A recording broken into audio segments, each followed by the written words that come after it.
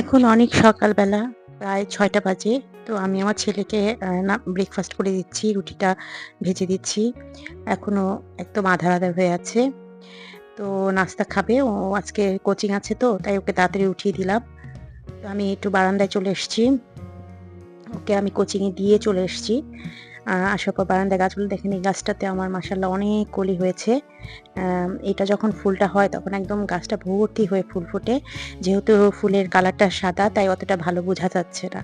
আসসালামু আলাইকুম। সবাই নিশ্চয়ই অনেক ভালো আছেন। আল্লাহর রহমতে আমিও অনেক ভালো আছি। তো ব্যস্ত একটা দিন আবার শুরু হয়ে গেল। আ সংসারের কাজকর্ম ছেলেকে কোচিংয়ে দিয়ে আসার পর দ্রুত হাতে করছি, কারণ ওকে আবার আমার যেয়ে আনতে হবে।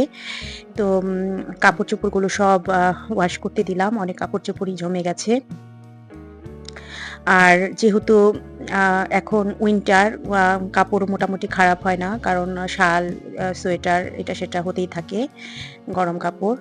তো যার কারণে আরকি একটু কাপড় রোজই অনেকখানি করে ক্লিন করতে হয়।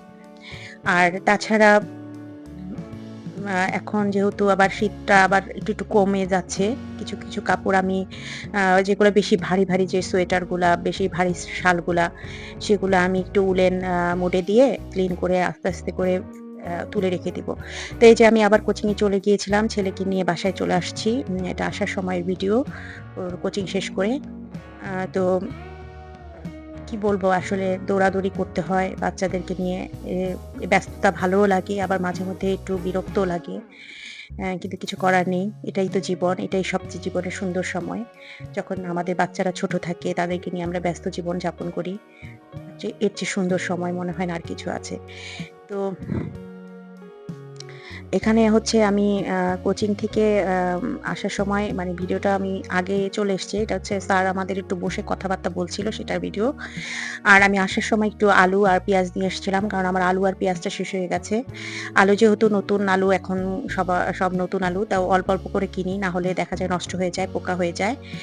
আর পুরোনো আলুটা একটু বেশি পরিমাণ কিনে রেখে দেওয়া যায়। কিন্তু নতুন আলু একদমই বেশি দিন রাখা যায় না। এজন্য অল্প, অল্প করে কিনি, কিন্তু খাওয়া হয়ে যায়। আমার নতুন আলু ভাজিটা তরকারিতে মাছের মধ্যে দিতে খুব ভালোই লাগে, টেস্টি লাগে। আর পেঁয়াজও আমি কিনেছি ২ কেজির মতো। তো এগুলো এখানে আমি এই ঝুড়িতে রেখে দিলাম। এখানে ছিদ্র, ছিদ্র আছে তো নষ্ট হয় না। তো এইভাবে রেখে আমি আরকি কিচেনে রেখে দেই। কিন্তু আমার বাসায় জানেন ইঁদুরের এত উৎপাত, এই যে এই ঝুড়ির ওই যে সাইডের এটাকেও কেটে, মুখ দিয়ে দাঁত দিয়ে কেটে ফুটো করে ঢুকে আলু খায়। এই কোনো শাকসবজি রাখলে সেটাও খেয়ে ফেলে। তো এটা আমার এই যে বারান্দায় যে পুঁই গাছটা ছিল, গাছটা থেকে সব পুঁই শাকের এই যে এখানে পুঁই পিটুলি হয়েছে। কে কি বলেন জানি না। আমরা পুঁই পিটুলি বলি। তো ওই পুঁইয়ের এই যে এগুলা সব আমি কেটে নিলাম। আজকে এটা ভাজি করব চিন্তা করছি। মিষ্টি কুমড়ো আছে অল্প একটু। তো মিষ্টি কুমড়ো দিয়ে পুঁইয়ের এই পিটুলি আর একটু আলু দিয়ে একটা ভাজি, ভাজি মতো করব আরকি। অনেকখানি হয়েছে। এই যে এখানে একটা ঝুড়ি আছে। পুরো ঝুড়িটাই দেখা যাচ্ছে যে ভরে গেছে। তো এই আরকি, আম এইসব ছোটখাটো কাজ করেই সারাদিন পার হয়ে যায়। আর এখন হচ্ছে বিকেল বেলা, এই যে একটু পিজ্জা বানিয়েছিলাম। তো বেশি কিছু দেইনি। একটু হালকা চিকেন দিয়েছিলাম আর একটু পেঁয়াজ আর চিজ। আম বেশি সবজি-টবজি দিলে দেখা যায় আমার ছেলে খায় না। তুলে, তুলে ফেলে দেয়। এই আরকি।